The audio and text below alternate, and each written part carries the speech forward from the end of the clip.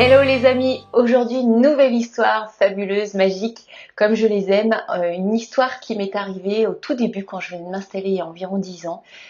J'avais créé une première société à la Croix-Rousse qui proposait du massage bien-être et du coaching. J'étais associée avec ma sœur qui proposait du relooking à l'époque. Et puis en fait pour lancer l'activité de l'entreprise, on décide de partager un jeu concours en fait sur les réseaux en disant voilà, participez, partagez la publicité, puis celle qui gagnera le premier prix aura une journée entière à l'agence pour bénéficier d'un relooking, d'un massage et d'un coaching. Et là, en fait, c'est incroyable comme les choses peuvent être bien faites. On reçoit une femme en fait qui le matin arrive en relooking et qui est reçue donc par ma sœur. Et puis cette femme, quand elle est en relooking, souhaite gagner en féminité. Et puis en fait, ce que je ne sais pas, c'est que cette femme a été violée pendant toute son enfance par son grand-père, elle ainsi que tous ses cousins cousines. Et donc ma sœur la reçoit. Et puis quand elle demande à être plus féminine, ma sœur lui dit bah écoutez, ce qu'il faudrait, c'est mettre des décolletés, des choses comme ça. Et puis la jeune femme dit c'est pas possible pour moi, j'ai été violée par mon grand-père. Et là, ma sœur, complètement démunie, lui dit bon, écoutez, alors on peut mettre des boucles d'oreilles, du rouge à lèvres, voilà. Ce que je ne sais pas quand je la reçois un peu plus tard. Et donc, je la reçois en fin de matinée, et donc je lui propose un massage. On commence par un massage, et là, je vois que c'est une femme qui a l'air très mal à l'aise. Je sens beaucoup de souffrance puisqu'elle garde son pantalon pendant le massage. Donc, je lui fais un massage du dos. Je vois que voilà, le corps a l'air bien tendu, bien chargé, en insécurité. Bon, aucun mot ne se dit. On arrive enfin au moment du coaching.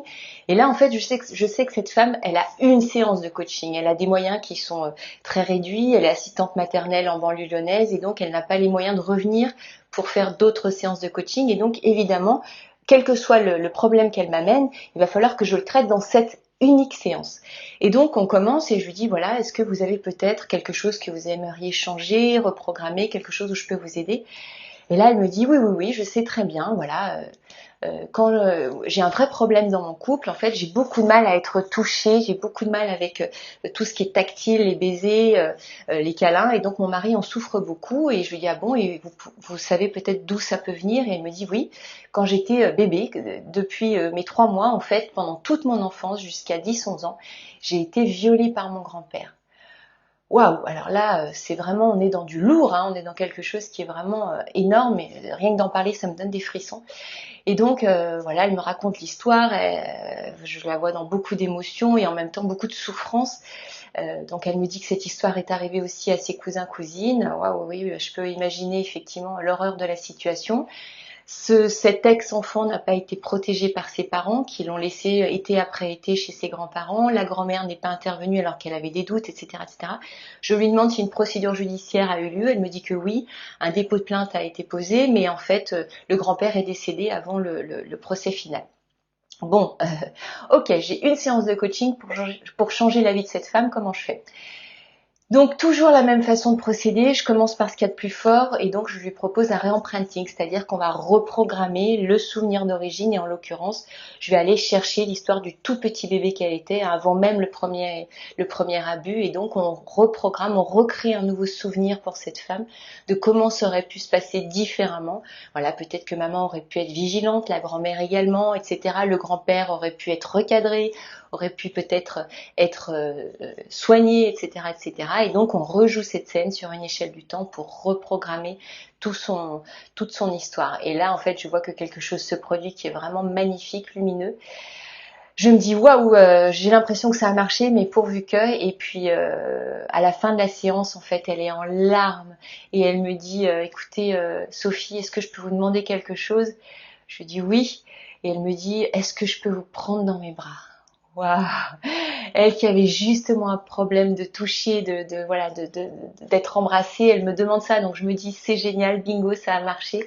Et donc on se prend dans les bras et là je lui dis, je la regarde et je lui dis mais par contre j'ai une mauvaise nouvelle pour vous, hein. Votre looking il est fichu, votre maquillage il a complètement coulé et donc elle se met à pleurer de rire en même temps. Et voilà, et la partie était gagnée. J'ai eu de ces nouvelles dans les semaines qui ont suivi, dans les mois qui ont suivi. Pendant très longtemps, j'ai eu de ces nouvelles. Elle me suivait sur les réseaux.